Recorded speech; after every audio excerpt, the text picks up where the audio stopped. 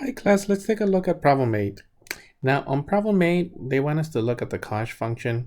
And just in case if you don't remember the cosh function, it looks like a parabola. Here's your cosh function. It basically looks like a parabola and it's defined technically for negative infinity to positive infinity. The coordinate point of reference is 0, 1. So technically a basic sketch, it's sufficient and it looks like this. Now, what they're asking us to evaluate is the limit as x approaches 0. And as you can see here, or actually better on decimals, you're going to see the values of 1. So in this case, the limit is 1. That's actually it for problem 8, which is your cosh function that looks like a parabola. Another function that shows up in here is your sinh function.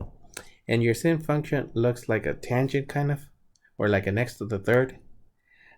Here's your sinh function.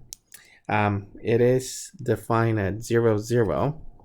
So in this case, it's going to look like this. And then as it is approaching 0, our limit happens to be 0. Both of these are defined. They're expressed as e's. But that's actually it for these two functions.